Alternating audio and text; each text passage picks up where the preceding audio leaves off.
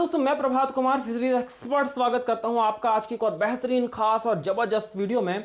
दोस्तों, पिछली बनाई गई video fish farming in winter का ये पार्ट 2 है। पार्ट 1 में मैंने डिस्कस किए थे 3 पॉइंट के बारे में, जहां पे मैंने बताया था कि सर्दियों के मौसम में मछली पालन के दौरान में कौन कौन सी समस्याएं देखने को मिलती हैं और उन समस्याओं से कैसे बचा जा सकता है। 3 पॉइंट मैंने आपको बताए थे। पहला पॉइंट था वाटर क्वालिटी मैनेजमेंट के ऊपर, दूसरा पॉइंट था फिश ग्रोथ के ऊपर, मछलियों की वृद्धि क्यों नहीं होती है, और तीसरा पॉइंट था मछलियों की मृत्यु के ऊपर यानी मोर्टिलिटी इन फिश के ऊपर। पहला पॉइंट मैंने बहुत डिटेल्ड में बहुत अच्छी तरीके से कवर किया, बहुत साइंटिफिक एक्सप्लेनेशन के साथ में आपको बताया कि गर्म ठंड सर्दियों के मौसम में आखिर क्यों मछलियों का जो तालाब का पानी होता है वो कैसे इफेक्टेड होता है, उसको कैसे कंट्रोल में रखा जा सकता है। बचे हुए 2 पॉइंट में आज एक्सप्लेन करने वाला हूं, इस पार्ट 2 में एक्सप्लेन करने वाला हूं। तो वीडियो देखने से पहले मैं आपको बोलूंगा कि इस वीडियो को देखने से पहले या देखने के बाद आप पार्ट 1 को जरूर देखें, ताकि आपके दिमाग में एक आइडिया कंप्लीटली क्लियर हो पाए कि सर्दियों के मौसम में कैसे आप प्रॉपर पॉन्ड मैनेजमेंट कर सकते हैं। तो सबसे पहले बात कर लेते हैं पिछले पॉइंट की, जो था वाटर क्वालिटी मैनेजमेंट। दूसरा पॉइंट लेकर कर आता है मछलियों में ग्रोथ के बारे में। अब देखिए, ग्रोथ को समझने के लिए ना कि मछलियों में ठंड में ग्रोथ क्यों नहीं होती है, पहले आपको यह समझना होगा।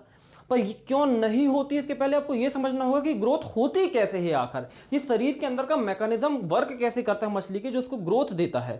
और दूसरी चीज, फिर ठंडी के मौसम में वो कैसे इफेक्टेड होती है और उससे कैसे बचा जा सकता है। और इसके साथ में आज इसी वीडियो में हम डिस्कस करेंगे कि मोर्टिलिटी मछलियों में क्यों होती है ठंड के मौसम में और उसे कैसे अवॉइड कर सकते हैं आज। तो चलिए इस वीडियो को शुरू करते हैं और सबसे पहले डिस्कस करते हैं मछलियों की ग्रोथ के बारे में। दोस्तों, मछलियों में ना यदि ग्रोथ की बात करें तो सबसे पहले मैंने पिछले पार्ट 1 में ही बताया था कि मछली एक कोल्ड ब्लडेड एनिमल है, हम हैं वार्म ब्लडेड एनिमल, यानी हम गर्म रुधिर जीव हैं। मछली शीत रुधिर जीव है। गर्म रुधिर जीव, शीत रुधिर जीव, इनके बीच का बेसिक अंतर ये होता है, पिछली वीडियो में मैंने बताया था कि सराउंडिंग के तापमान के परिवर्तित होने से हमारे जो हम गर्म रुधिर वाले जीव हैं उसके अंदर, बॉडी के अंदर के टेम्परेचर में परिवर्तित नहीं आता है। लेकिन मछलियों के अंदर सराउंडिंग के टेम्परेचर में जितना परिवर्तन होगा, मछलियों के शरीर के अंदर भी तापमान उतना ही गिर जाता है। अब इससे समस्या कहां पैदा होती है? देखिए, शरीर के अंदर ना एक प्रक्रिया होती है जिसे बोलते हैं मेटाबॉलिज्म, हिंदी में से बोलते हैं उपापचय। उपापचय बेसिकली 2 तरह की क्रियाओं को समन्वय होता है, या 2 तरह की क्रियाओं को एक साथ जब मिलाया जाता है तो उसे उपापचय कहते हैं। पहला कौन सा होता है? अपचय, दूसरा होता है उपचय।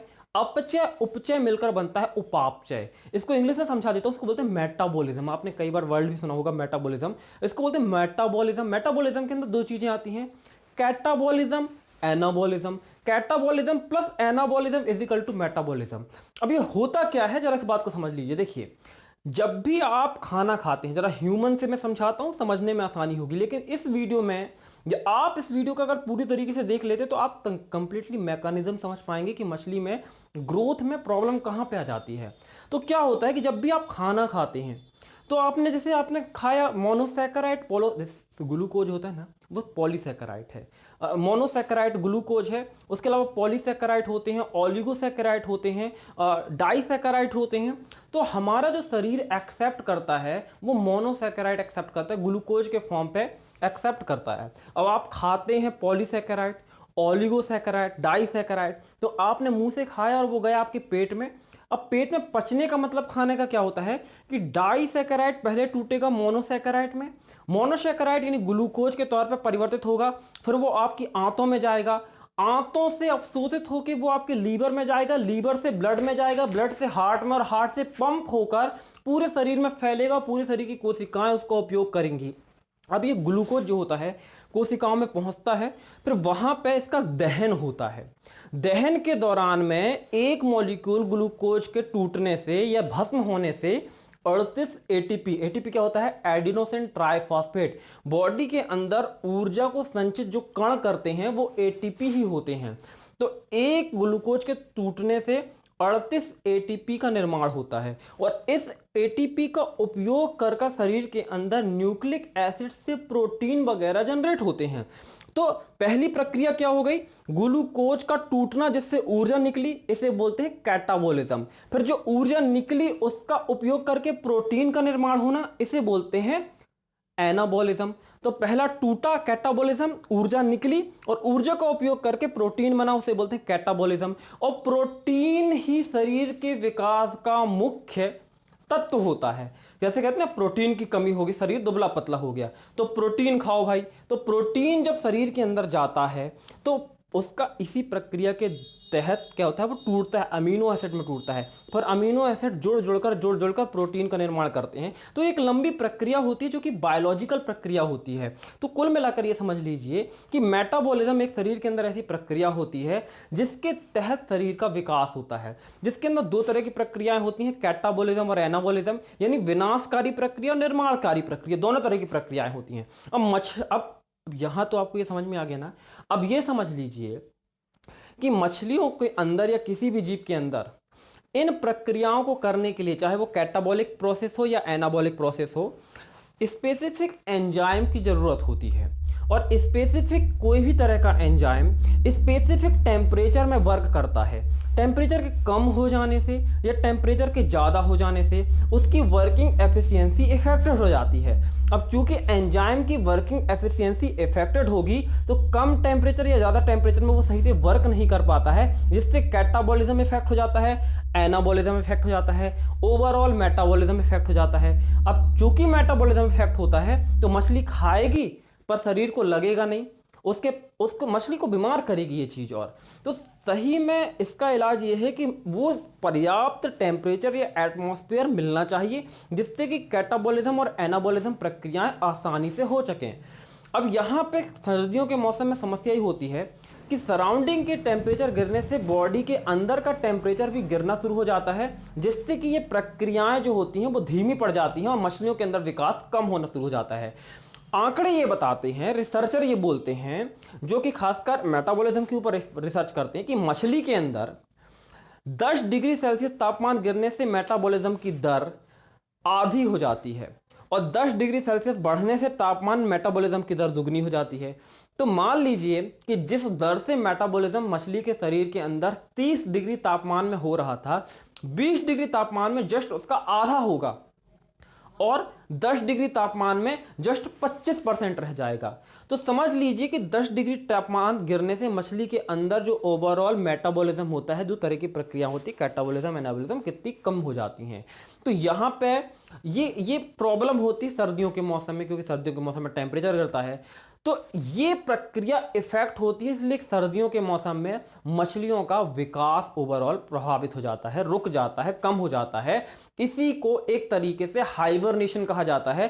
खासकर ये स्पेसिफिक मेंढक में होता है हाइबरनेशन, लेकिन मछलियां भी कुछ वैसा ही व्यवहार दिखाती हैं, जहां पे एनाबॉलिज्म और कैटाबॉलिज्म के लिए सही टेम्परेचर ना मिल पाने के कारण कंप्लीट मेटाबॉलिज्म की जो प्रक्रिया होती है उसका जो होता है ओवरऑल विकास ना विनाशकारी प्रक्रियाएं होती है, ना निर्माणकारी प्रक्रियाएं होती हैं, ना कैटाबॉलिक प्रोसेस होती है, ना एनाबॉलिक प्रोसेस होती है, ना मछली का वेट बढ़ता है ना घटता है, मछली स्थिर रह जाती है।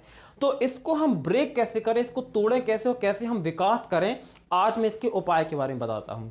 तो सबसे पहला उपाय है टेम्परेचर का मेंटेन करना। पिछली वीडियो यदि आपने देखी है तो उसमें मैंने टेम्परेचर के ऊपर कंप्लीटली एक्सप्लेनेशन दी है कि कैसे आप टेम्परेचर को मेंटेन कर सकते हैं इन सर्दियों के मौसम में। तो आप पार्ट 1 देखें और समझें कि टेम्परेचर को कैसे मेंटेन किया जा सकता है। अब दूसरा जो तरीका होता है वो कि टाइमिंग ऑफ फीडिंग को बहुत अच्छे तरीके से आपको रेगुलेट करना है। देखिए, यदि एक प्रॉपर टाइम, जब टेम्परेचर अपने कंट्रोल में तो है नहीं है टेम्परेचर, लेकिन कभी ना कभी ऐसा होता है जब सुटेबल टेम्परेचर मछली को मिल जाता है, जैसे दोपहर का समय। तो दोपहर का लगभग 12 से 2 बजे का जो समय होता है, नॉर्मली जब फीडिंग की बात आती है तो मैं हमेशा कहता हूं कि मछलियों को 2 टाइम फीड कराइए, सुबह 8 बजे, शाम को 5 बजे। लेकिन एक्सट्रीम ठंड की कंडीशनों में जब बहुत ज़्यादा ठंड पड़ने लगती है तो मछलियों की फीडिंग का टाइम आपको चेंज कर देना है ग्रोथ प्रॉपर लेने के लिए। तो पहला तो हो गया आपको टेम्परेचर मेंटेन करना है। टेम्परेचर मेंटेन करने की मेथड आप पार्ट 1 में देख सकते हैं। दूसरा आपको करना है फीडिंग के टाइम को रेगुलेट कर देना है।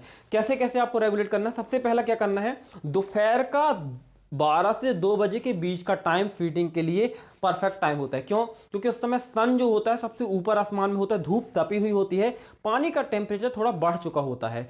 और यदि आप इस समय मछली को फीड खिलाते हैं तो उसके बाद भी पानी का टेम्परेचर लगभग 4 बजे तक बढ़ा ही हुआ होता है। तो मछली को एक तो आप बढ़े हुए टेम्परेचर में फीड दे देते हैं, दूसरी बात फीड लेने के बाद उसके डाइजेशन, उसके अवशोषण, उसके अपचय और उपचय दोनों प्रक्रियाओं के लिए पर्याप्त 2 घंटे का समय उसको मिल जाता है। तो कम से कम 2 घंटे उसको अच्छे खासे मिल जाते हैं। तो ऐसे में उसको आपको फीडिंग कब करानी है? दोपहर के समय में, जब टेम्परेचर थोड़ा सा राइज हो, बढ़ा हुआ हो। और वो क्यों बढ़ा हुआ होगा? क्योंकि सर के ऊपर सूरज होगा और सूरज की गर्मी के कारण पानी का टेम्परेचर थोड़ा बढ़ चुका होगा। फिर दूसरा सही समय कौन सा होगा? मैंने पिछली वीडियो में यह बताया था कि आपको पानी एक्सचेंज करके टेम्परेचर राइज कर सकते हैं अंडर जो ग्राउंड वाटर होता है उसको डालने के बाद। तो आपको क्या करना है, शाम को 6 बजे से 9 या 10 बजे तक के लिए आपको बोरवेल का पानी तालाब में चला देना है।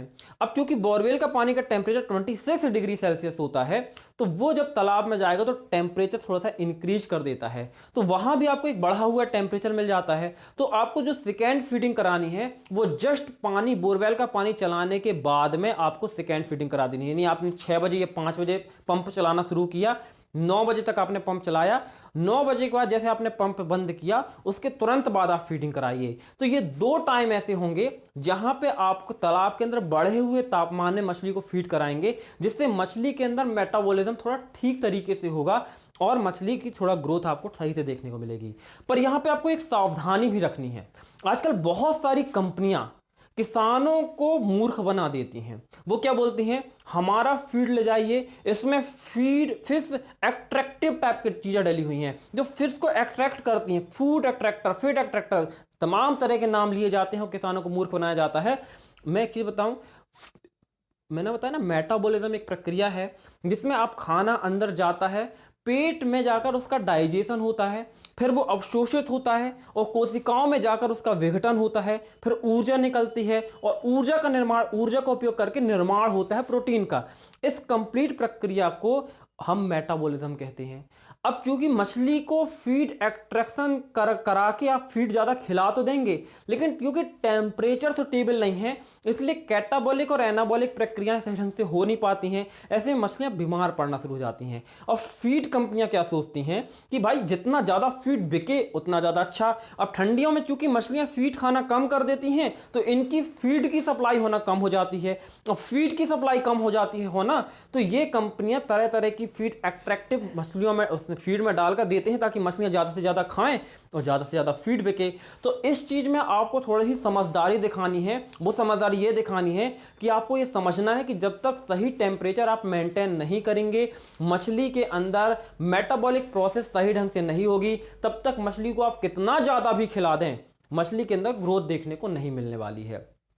अब यहां पे तीसरा उपाय क्या करना है, वो कि चूंकि सर्दियों के मौसम में मछली हाइबरनेशन के पीरियड में अप्रॉक्स चली जाती है, मछली मूवमेंट कम करती है। अब चूंकि मछली मूवमेंट कम करती है तो उसको खाने की इच्छा भी कम हो जाती है। तो ऐसे में आपको हर 7 से 12 दिन में यह कोशिश करना है कि कम से कम आप तालाब में 1-2 बार जाल चलवा दें। अब जाल चलवाने से क्या होगा, पूरी मछलियां इस तरफ से उस तरफ दौड़ेंगी, उस तरफ से इस तरफ दौड़ेंगी। इससे मछलियों के अंदर मूवमेंट होगा, मूवमेंट होगा तो थोड़ा सा उनके अंदर एनर्जी जनरेट होगी और मेटाबॉलिक प्रोसेस जो होंगी वो काफी तेज हो जाती हैं, जिससे मछलियों की फीड कंजप्शन काफी बढ़ जाती है। पर इसके साथ एक रिस्क भी है, वो भी मैं आपको बता देता हूं। क्योंकि सर्दियों के मौसम में मछलियों को बार बार जाल चलाने से मछलियों का मूवमेंट होती है, मतलब मछलियों के बीच में भगदड़ होती है, इससे मेटाबॉलिज्म तो तेज हो जाता है, लेकिन मछलियों के ऊपर कभी कभी घाव लग जाते हैं। और सर्दियों के मौसम में घाव लगी हुई जगह में, जैसे हम कहते हैं ना, हमारा घाव लगा तो पक गया, मतलब इन्फेक्शन हो गया, तो मछलियों में भी इन्फेक्शन, खासकर फंगल इन्फेक्शन बहुत तेजी से होते हैं। तो आपको यह करना है कि जब भी आप जाल चला रहे हैं, उस जाल चलाने के बाद आपको जस्ट पोटेशियम परमैंगनेट, जिसे लाल दवा भी कहा जाता है, आसानी से दुकानों में उपलब्ध हो जाती है, उसको अपने तालाब में डाल देना है। या फिर मछलियों को इकट्ठा करना है, जाल से लाकर एक जगह जहां मछलियां इकट्ठी हो जाए पानी के अंदर ही, जाल के जरिए एक जगह इकट्ठा करना है और उनके ऊपर पोटेशियम परमैंगनेट का घोल डाल देना है। तो इससे क्या होगा, जो फंगल इन्फेक्शन अगर बनने वाला होगा, कहीं मछलियों को घाव वगैरह लग जाएंगे, तो मछलियां उससे रिकवर करेंगी, मछलियां उससे ठीक हो जाएंगी। तो ये थी वो 3 मेथड। पहला कौन सा था? टेम्परेचर को मेंटेन करना। दूसरा क्या था? फीडिंग के टाइम को रेगुलेट करना। और तीसरा क्या था? जाल चलाना, ताकि मछलियों के अंदर मेटाबॉलिक प्रक्रियाएं थोड़ा तेज हो सकें। ये 3 प्रक्रिया थी, ये 3 उपाय थे जिससे मछलियों के अंदर आप ग्रोथ को काफी हद तक बढ़ा सकते हैं, या फिर जो कम हो रही ग्रोथ है उसको इंक्रीज कर सकते हैं। अब दूसरे पॉइंट की ओर बात करते हैं, जो कि लास्ट पॉइंट है हमारे इस सीरीज का, या कह सकते हैं fish farming in winter series का जो लास्ट पॉइंट है वो है मोर्टिलिटी इन विंटर सीजन। अब यदि हम बात करें मछलियों की मृत्यु की ठंड के समय में, तो प्रॉपर मैं 4 उपाय आपको ऐसे बताऊंगा जो कि आपको सर्दियों के मौसम में करनी है, जिससे आपकी मछलियों के अंदर जो मोर्टिलिटी की दर है वो काफी हद तक कम हो जाएगी, क्योंकि ठंड के मौसम में मछलियों की मृत्यु भी काफी हद तक देखी जाती है। तो वाटर क्वालिटी पैरामीटर तो आपको मेंटेन करनी है, उसमें तो आपको कोई कंजूसी की गुंजाइश करनी ही नहीं है, क्योंकि वहां आप करेंगे तो आप कितने भी उपाय कर ले मछलियां मरेंगी। तो प्रॉपर वाटर पैरामीटर रखना ये तो आपकी जरूरत है। लेकिन इसके अलावा आपको सावधानी क्या रखनी है और क्या उपाय करने हैं? नया सीड स्टॉक करने से बचना है। कई कई फार्मर नवंबर, दिसंबर, जनवरी या स्टार्टिंग या कह सकते फरवरी में, अर्ली फरवरी में फिट के बेबी फिश को स्टॉक कर देते हैं तालाब में। मतलब फिंगरलिंग को स्टॉक कर देते हैं तालाब में। छोटी मछली, फिंगरलिंग मछली, कई बार तो फिंगरलिंग से छोटी स्प्रॉन या फ्राई भी स्टॉक कर देते हैं फार्मर। उनको सेटल्ड होने में टाइम लगता है। अब क्योंकि उनको सेटल्ड होने में वैसे ही टाइम लग रहा है, उनके अंदर वैसे ही इम्यून सिस्टम कमजोर होता है, और ठंडियों में ये प्रभाव और ज्यादा हो जाता है। तो कई बार होता है कि फार्मर ने बच्चे तालाब में छोड़े, दूसरे दिन पूरे बच्चे मरे हुए मिले, क्योंकि थर्मल करंट भी एक चीज होती है जो कि मछलियों को इफेक्ट कर देती है। तो यहां पे सबसे बड़ी गलती आपको जो नहीं करनी है वो ये कि कभी भी ठंड के मौसम में फिश सीड का स्टॉकिंग नहीं करना है। आपको मेंटेन करना है ग्रो आउट पॉन्ड का, जिसमें आपने पहले से मछलियां डाल रखी हुई हैं जो काफी बड़ी हो चुकी होंगी अब तक, क्योंकि यदि आपने बरसात की शुरुआत में मछली डाली होंगी तो अब तक काफी बड़ी हो गई होंगी। सही समय मछली को स्टॉक करने का बरसात का शुरुआती मौसम ही होता है।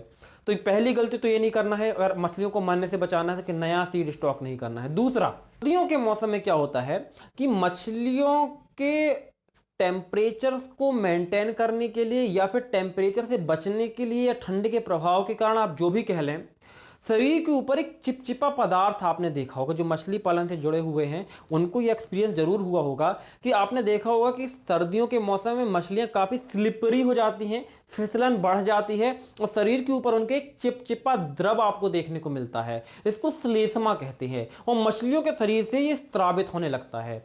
तो सर्दियों के मौसम में यदि मछलियों के शरीर से श्लेष्मा स्रावित हो रहा है तो एक तो उनकी ग्रोथ इफेक्टेड होगी, ये 100% ही। साथ में आप समझ लीजिए कि मछलियां मोर्टिलिटी की ओर बढ़ रही हैं। इसका सबसे बड़ा कारण होता है एक तो ठंड, और दूसरा घटा हुआ पीएच। यदि पीएच आपका 5-6 से ज्यादा कम हो रहा है तो यह समस्या 100% देखने को मिलेगी। तो यदि आपको यह समस्या देखने को मिल रही है तो आपको लाइम यानी चूने का इस्तेमाल करना है, अपने तालाब में चूना डालना है, और कोशिश ये करना है कि ठंड के मौसम में किसी भी स्थिति में पीएच 7.5 से कम तो बिल्कुल ही ना हो।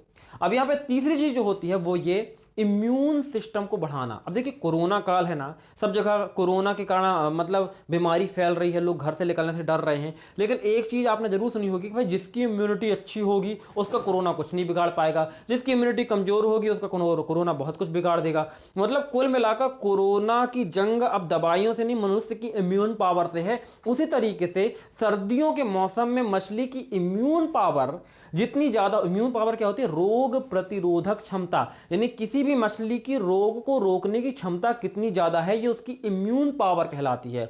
तो सर्दियों के मौसम में मछली की इम्यून पावर जितनी ज्यादा होगी, मछली रोग से उतना ज्यादा बचने में सक्षम होगी, मछलियों में मोर्टिलिटी उतनी कम होगी। इम्यून पावर को बढ़ाने के लिए आप क्या कर सकते हैं? Vitamin C is a perfect way to increase immunity in any kinds of fish. किसी भी मछली में इम्यूनिटी बढ़ाने के लिए आप फीड में कम से कम 1 mg, कम से कम रिकमेंडेशन है 1 mg पर केजी में आप विटामिन सी को ऐड करना शुरू कर दीजिए। इससे क्या होगा? मछलियों की इम्यूनिटी मजबूत होगी, मछली में मोर्टिलिटी कम हो जाएगी।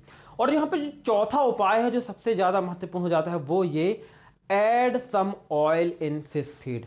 आप जो मछलियों को खाना दे रहे हैं उसमें आप कुछ ऑयल जैसे मस्टर्ड ऑयल, सरसों का तेल आपने देखा होगा ना, नारियल का तेल देखा होगा। ये सरसों का तेल काफी सस्ता होता है, इतना ज्यादा महंगा भी नहीं होता है। तो इसको आपको कुछ मात्रा में मछलियों के फीड में मिलाकर मछलियों को खिलाना है, क्योंकि तेल क्या होता है, बेसिकली फैट होता है ये तो ये अनसैचुरेटेड होगा या तो सैचुरेटेड होगा। म्यूफा प्यूफा ये काफी डीप कॉन्सेप्ट हो जाते हैं, जो कि एक एक्सपर्ट के लिए तो ठीक होता है, लेकिन एक नॉर्मल फिश फार्मर को समझना मुश्किल होता है। मैं आपको उतना गहरा ले जा भी नहीं रहा हूं, मैं आपको वो काम की चीज बता रहा हूं जो आपके मतलब की है। तो क्या होता है, जब आप शरीर के अंदर लिपिड्स और फैट्स पहुंचते हैं ना, तो ये बर्न होकर काफी मात्रा में एनर्जी को प्रोड्यूस करते हैं और काफी हद तक हीट से थर्मल लेयर भी तैयार करते हैं शरीर के अंदर। तो आपको क्या करना है, बस फीड में कुछ मात्रा में जब आप फीड देंगे तो एटलीस्ट 1% फीड का ऑयल ऐड कर देना है। ये भी मछलियों को ठंड से बचाएगा, जिससे मछलियों के अंदर मोर्टिलिटी कम हो जाएगी।